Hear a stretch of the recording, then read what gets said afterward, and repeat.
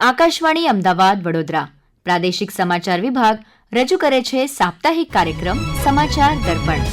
આજના સમાચાર દર્પણના આ વિશેષ અંકમાં આપણે વાત કરીશું દેશના શ્રમ જગતમાં આવી રહેલા ક્રાંતિકારી બદલાવની, કેન્દ્ર સરકાર દ્વારા તાજેતરમાં લાગુ કરાયેલી નવી શ્રમ સંહિતાની.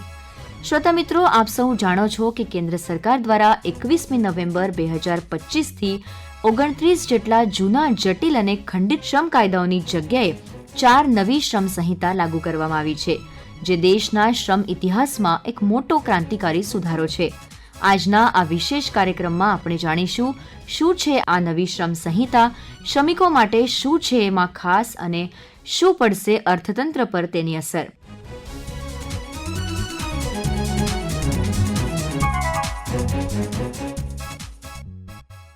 તો સૌથી પહેલા શા માટે આ નવી સંહિતાની જરૂર પડી તે જાણીએ.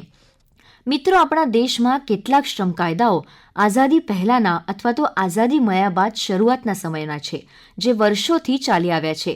આપણા આધુનિક અર્થતંત્રની ઝડપી બદલાતી જરૂરિયાતો સાથે આ જૂના કાયદાઓ તાલ મિલાવી શકતા નહોતા. આ જૂના કાયદાઓ ખંડિત હોવાના કારણે કંપનીઓ માટે પણ અનુપાલનનું ભારણ વધતું હતું અને કરોડો અસંગઠિત ક્ષેત્રના કામદારો વ્યાપક સામાજિક સુરક્ષાથી વંચિત હતા. આ સમસ્યાનું નિરાકરણ લાવવા માટે સરકારે આ 29 કાયદાઓને ફક્ત 4 વ્યાપક સંહિતા કોડમાં ભેળવી દીધા છે: વેતન સંહિતા, ઔદ્યોગિક સંબંધ સંહિતા, સામાજિક સુરક્ષા સંહિતા અને વ્યાવસાયિક સલામતી, સ્વાસ્થ્ય અને કાર્યસ્થળ અંગેની સંહિતા. આ માત્ર કાયદાઓ નથી, પરંતુ દેશના કરોડો શ્રમિકોના જીવનમાં મોટો બદલાવ લાવવા માટેનો એક રસ્તો છે. આ નવી સંહિતાના વિવિધ પાસાઓ અંગે આપણને માહિતગાર કરવા આપણી સાથે જોડાયા છે અમદાવાદના કર્મચારી રાજ્ય વીમા નિગમ ESICના નાયબ નિયામક ગજેન્દ્ર મંડોરાજી. ખૂબ ખૂબ સ્વાગત છે આપનું. સૌથી પહેલાં તો આપણે વાત કરીએ કે સૌથી મોટા અને સૌથી ક્રાંતિકારો શું ફેરફારો છે આ નવી સંહિતામાં, જે અગાઉના કાયદાથી કેવી રીતે અલગ છે? ખરેખર આ બહુ ક્રાંતિકારી ફેરફારો છે. અત્યાર સુધીમાં ફોર્મલાઇઝેશન ઓફ એમ્પ્લોયમેન્ટ હતું નહીં. હવે વર્કરને કમ્પલસરીલી એપોઇન્ટમેન્ટ લેટર મળશે, એની સોશિયલ સિક્યુરિટી વધશે. સોશિયલ સિક્યુરિટીનું જોઈએ તો ESICનું કવરેજ અમુક લિમિટેડ એરિયામાં હતું, જે હવે એક્સપાન્ડ કરીને પાન ઇન્ડિયા, ઓલ ઇન્ડિયા થઈ ગયું છે. મિનિમમ વેજીસ જે છે એનું કમ્પલસરીલી એન્ફોર્સમેન્ટ થશે, એને ટાઈમલી વેજીસ વર્કરને મળશે. હવેના કાયદામાં પ્રિવેન્ટિવ એન્યુઅલ ચેકઅપ છે. આ ઉપરાંત વુમન્સને માટે એમ્પ્લોયમેન્ટ માટે એમનું રેસ્ટ્રિક્શન નહીં રહે, એ લોકો નાઇટ શિફ્ટમાં કામ કરી શકે એમની મંજૂરીથી. કંપનીવાળાને એ ફાયદો થશે કે મલ્ટિપલ રજિસ્ટ્રેશન થતા હતા જે એ ઘટીને હવે સિંગલ રજિસ્ટ્રેશન થઈ જશે, રિટર્ન્સ ફાઇલ કરવાની ઓછા થઈ જશે. બરાબર. હમણાં આપણે વાત કરી સામાજિક સુરક્ષાની, તો શ્રમજીવીઓના કલ્યાણ માટે સામાજિક સુરક્ષાનું જે વિસ્તરણ છે એ ખરેખર બહુ મહત્વપૂર્ણ પગલું છે. અને ખાસ કરીને આપણે ESICની વાત કરી, તો એના વિશે અમને ચોક્કસ જણાવજો કે શું એમાં ફાયદો થવાનો છે. ESICમાં મેડમ પહેલાં જે હતું કે જેમ કે મેં કીધું એમ કે ભાઈ અમુક લિમિટેડ એરિયામાં ઇમ્પ્લિમેન્ટેશન હતું. હવે પાન ઇન્ડિયા ઇમ્પ્લિમેન્ટેશન થઈ જશે. પહેલાં એવું હતું કે ભાઈ 10થી વધારે જે માણસો કંપનીમાં કામ કરતા હોય તેને જ લાગુ પડે. હવે એને રિલેક્સ કરીને ઇવન જો એક માણસ હોય હેઝાર્ડસ ઇન્ડસ્ટ્રીમાં તો એને પણ લાગુ પડશે. વોલેન્ટરી કવરેજ જે ESICમાં નહોતું એ હવે વોલેન્ટરી કવરેજ ESICમાં આવ્યું છે. આ બધાથી વર્કર્સને ઘણો સારો બેનિફિટ થશે. બરાબર. અને ચોક્કસ વર્ગો માટે પણ અલગ અલગ લાભો આ નવા કાયદામાં આવેલા છે. તો ખાસ કરીને આપણે મહિલાઓની વાત કરીએ તો મહિલાઓની કાર્યબળમાં ભાગીદારી વધારવા માટે આ કોડમાં, જેમ આપણે નાઇટ શિફ્ટની વાત કરી, તો શું શું મહિલાઓ માટે ખાસ છે આ નવા કોડમાં? નવા કોડમાં જેન્ડર ડિસ્ક્રિમિનેશન નહીં રહે. જે ઇક્વલ વર્ક ઇક્વલ પે, એટલે જે મેલ અને ફિમેલને બંને જે કામ કરતા હશે તો કામ પ્રમાણે સેલરી મળશે. નાઇટ શિફ્ટમાં ફિમેલને કામ કરવાની છૂટ મળશે. હેવી મશીનરી, માઇનિંગ વર્કમાં બી એમને કામ કરવાની છૂટ મળશે. મેટર્નિટી બેનિફિટનો જે કાયદો છે એમાં 26 દિવસની પેડ લીવની વ્યવસ્થા કરવામાં આવી છે અને ઘરેથી કામ કરવાની એમની ફ્લેક્સિબિલિટી બી રહેશે. જે ફેમિલીનું ડેફિનેશન છે એમાં પહેલાં પેરેન્ટ્સ જ હતા, હવે એ પેરેન્ટ ઇન લોને પણ સામેલ કરી શકશે. બરાબર. તો એવી જ રીતે આપણે હમણાં વાત કરી હતી કે ESICનો જે દાયરો છે એ વધારવામાં આવ્યો છે અને અનઓર્ગેનાઇઝ સેક્ટરને પણ આ નવા કોડમાં એક માન્યતા આપવામાં આવી છે. તો એને લઈને બે વસ્તુ જે છે, ગીગ અને પ્લેટફોર્મ કામદારો, એની વાત હોય છે કે જે આ કોડના લીધે જેમને એક માન્યતા મળશે. તો શું હોય છે આ ગીગ અને પ્લેટફોર્મ કામદારો અને એમના માટે આ નવા કોડમાં શું લાભ છે કે શું જોગવાઈઓ છે? હા, ગીગ વર્કર જે છે એ ઇનફોર્મલ એપોઇન્ટમેન્ટ જેવું હતું કે જ્યાં આગળ માણસ આવે, કામ કરે, જતો રહે, ફ્રીલાન્સર જેને કહી શકીએ આપણે. એ લોકોની માટે બી હવે આની અંદર વ્યવસ્થા કરવામાં આવી છે. એ લોકોના એગ્રીગેટર જે છે, જેમ તમે જોયા હશે આપણે આ ઓલા ઉબરવાળા, તો ઓલા ઉબરના જે એના એગ્રીગેટર છે એનો માલિક એ 5% એમાંથી પે કરશે અને પછી એની અંદરથી એમને વેલફેર ફંડ માટે કરવામાં આવશે. એ લોકોને બી સોશિયલ સિક્યુરિટી આપવામાં આવશે, એક્સિડન્ટનું કમ્પન્સેશન મળશે. જો એક વ્હીકલમાં આવતા જતાં ઘરેથી જતાં બી એક્સિડન્ટ થયો તો એને પણ એમ્પ્લોયમેન્ટ ઇન્જરી ગણવામાં આવશે અને એને પેન્શનને બધું બેનિફિટ્સ મળશે. બરાબર. જેમ આપણે જાણીએ છીએ કે જ્યારથી પ્રધાનમંત્રી નરેન્દ્ર મોદી પ્રધાનમંત્રી બન્યા છે ત્યારથી એમણે એક વસ્તુ ઉપર બહુ જ ભાર મૂક્યો છે, જે તે ઇઝ ઓફ ડુઈંગ બિઝનેસ. તો લેબર માટે તો આપણે જોયું જ છે કે આ કાયદો અને આ નવા કોડમાં ઘણા બધા એવા લાભો છે જે ડાયરેક્ટલી વર્કર્સને બેનિફિટ કરવાના છે. એવી જ રીતે આપણે એમ્પ્લોયરની દૃષ્ટિએ જોઈએ તો આ નવા કાયદામાં શું એવી જોગવાઈઓ છે જેથી એમ્પ્લોયરને બહુ ફાયદો થશે અને આપણે કહી શકીએ કે ઇકોનોમિક ગ્રોથ માટે પણ એ બહુ જરૂરી છે કે એમ્પ્લોયર અને એમ્પ્લોઈઝ બંને માટે આ નવા કોડ કેવી રીતે લાભદાયક છે? તો ખાસ કરીને આપણે એમ્પ્લોયરની વાત કરીએ. હા, એમ્પ્લોયરની વાત કરીએ તો સમજો આપણે પહેલાં જે બહુ બધા કાયદા હતા એમાંથી હવે આ 4 કોડ થઈ ગયા, રાઈટ? હવે 29માંથી 4 કોડ થઈ ગયા. તમે એના સેક્શન્સ જુઓ તો 1228 સેક્શન્સ હતા જૂના, જે હવે ખાલી 480 રહેશે. રૂલ્સ 1436 હતા, જે ઘટીને 351 થઈ ગયા. રજિસ્ટ્રેશન જે 8 કરવા પડતા હતા, હવે એમને એક જ રજિસ્ટ્રેશન કરવું પડશે. 4 લાઇસન્સ લેવા પડતા હતા, એની જગ્યાએ એક જ લાઇસન્સ લેવું પડશે. ઘણા બધા ફોર્મ્સ હતા 181, એ હવે ઘટીને 73 ફોર્મ થઈ ગયા. રજિસ્ટરો મેન્ટેન કરવાના હતા જે 84, હવે 8 જ થઈ જશે. એ લોકોના રિટર્ન્સ જે ફાઇલ કરવા પડતા હતા, periodic returns, monthly, yearly, annually, એ 31 હતા, એમાંથી ઘટીને 1 થઈ ગયા. આ ઉપરાંત જે મેજર ફાયદો જોઈએ તો ડિક્રિમિનલાઇઝેશન કર્યું. એટલે કે પહેલાં જે જોગવાઈઓ હતી કે દરેક કેસમાં ફાઇન કરવાનો અને ઇમ્પ્રિઝનમેન્ટનું, તો એનું ડિક્રિમિનલાઇઝેશન થઈ ગયું. અમુક જે છે નાના મોટા હશે તો એને ફાઇનમાં જ કન્વર્ટ કરીને એની જોગવાઈ કરી, જેથી કરીને એમ્પ્લોયરને ઇઝી પડે.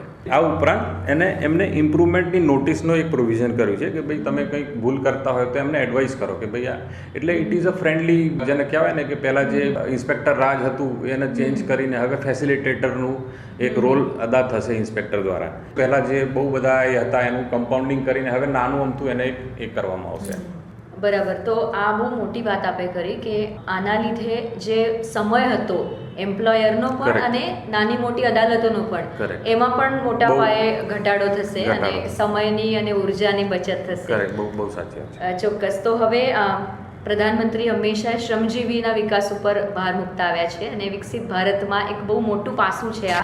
તો આપણા અર્થતંત્ર માટે અને વિકસિત ભારત માટે, આત્મનિર્ભર ભારત માટે આ શ્રમ સુધારાઓ ઉત્પાદન અને રોજગારીને કેવી રીતે વેગ આપશે અને શું ભૂમિકા અદા કરશે અને કેટલા મહત્વપૂર્ણ છે એવું આપને લાગે છે? મેડમ, આ કાયદાઓના સુધારાથી જ્યાં કંપનીને ઇઝ ઓફ ડુઈંગ બિઝનેસનો ચાન્સ મળશે, એ લોકોને બહુ બધું કમ્પ્લાયન્સ ઓછું કરવું પડશે અથવા તો સહેલું કરવું પડશે, અને એની સામે એમ્પ્લોઈઝને, જે અનઓર્ગેનાઇઝ સેક્ટરના હોય ઇન્ક્લુડિંગ વર્કર્સને, એ લોકોને સોશિયલ સિક્યુરિટીનો બેનિફિટ મળશે, તો એ લોકોનો ઇઝ ઓફ લિવિંગ રહેશે. એટલે બંને નેચરલી જ્યારે એમ્પ્લોયી બંને ખુશ હશે તો ગ્રોથ તો થવાનો જ છે. બરાબર. તો આપણા રાષ્ટ્રીય લક્ષ્યોને જે પ્રાપ્ત કરવા માટે એક આપણું વિઝન છે, એનામાં આ નવા કોડ છે ચોક્કસપણે એક બહુ મહત્વપૂર્ણ ભૂમિકા નિભાવશે. ખૂબ ખૂબ ધન્યવાદ આપનો આ કાર્યક્રમ માટે. Thank you madam.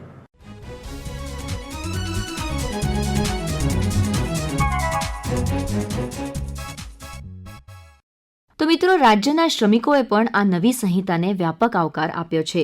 જામનગરના અતુલ વિરાણીએ આ નવા કાયદાઓ શ્રમિકો માટે સુવર્ણયુગ હોવાનું જણાવ્યું છે. આપણા માનનીય પ્રધાનમંત્રી નરેન્દ્રભાઈ મોદીએ જે શ્રમિક માટેનું જે એક સુરક્ષા કવચ આપ્યું છે તે ખરેખર પ્રશંસનીય અને બિરદાવવા લાયક છે. જેમાં શ્રમિકોને ન્યૂનતમ વેતન મળશે, મહિલાઓ શ્રમિકોને સન્માન અને સરસ મજાનું વેતન, ઓવરટાઈમ હશે તો ઓવરટાઈમ 2 ગણો મળશે, 40 વર્ષની ઉંમરના શ્રમિકો માટે હેલ્થ ઇન્સ્યોરન્સ છે, અને ગ્રેજ્યુએટી પણ મળશે એક શ્રમિકોને, અને જે જોખમ જેવા કામ કરે શ્રમિકો એના માટે સુરક્ષા કવચનું પણ આયોજન આ શ્રમ યોજનામાં થયેલું છે. એટલે ખરેખર આજે શ્રમિક માટેનું જે સુરક્ષા કવચ બહાર પાડ્યું છે એ આપણા સમગ્ર ભારતના શ્રમિકો માટે એક ગર્વ લેવા જેવી બાબત છે. અને આવતા સમયમાં શ્રમિકો પણ પોતાનું સ્વમાન જીવી શકશે એવો સરસ મજાનો આ યોજના છે. તો સુરેન્દ્રનગરના રવિ રાઠોડે પણ આ નવા શ્રમ કોડ માટે સરકારનો આભાર વ્યક્ત કર્યો છે.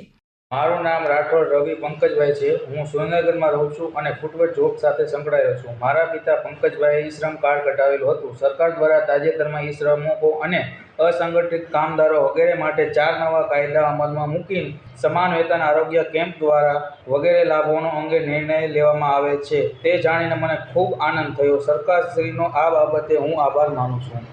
સાંભળીએ બનાસકાંઠાના આઉટસોર્સિંગ કર્મચારી આશીષ રાવલને શું કહે છે તેઓ આ નવા કોડ અંગે.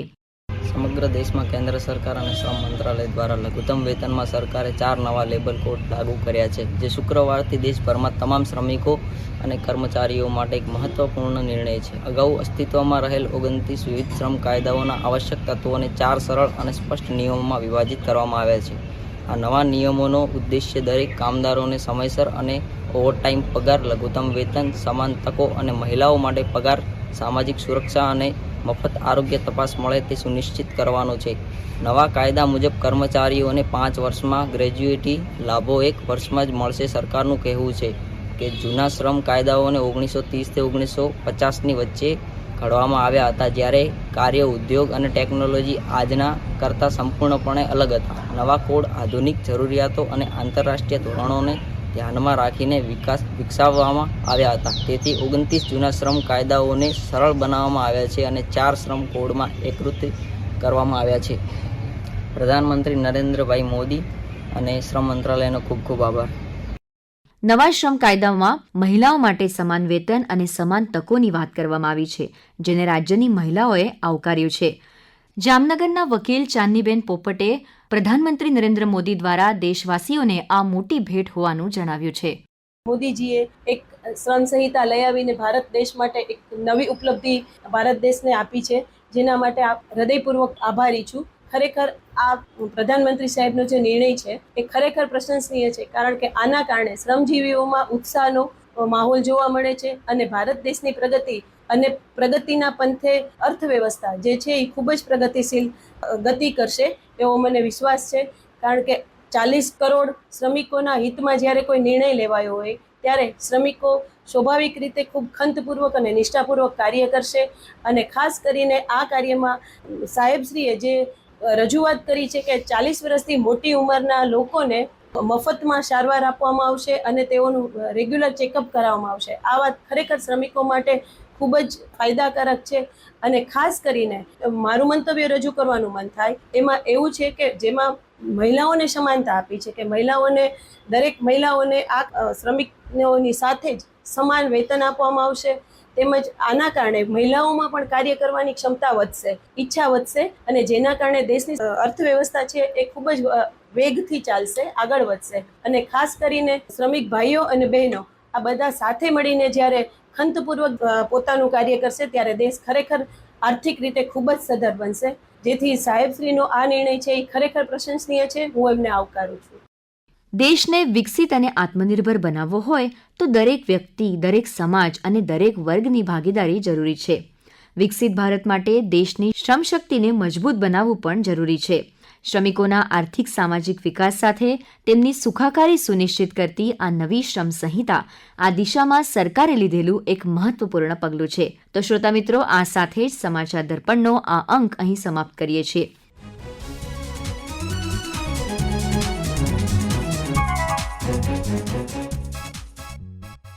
સમાચાર દર્પણ કાર્યક્રમ આકાશવાણી અમદાવાદ વડોદરાના પ્રાદેશિક સમાચાર વિભાગ દ્વારા દર મંગળવારે રાત્રે 9:15 રજૂ કરવામાં આવે છે.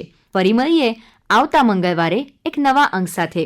સંકલન સાહિલ પટેલ, લેખન, સંપાદન અને રજૂઆત અપર્ણા ખૂંટ.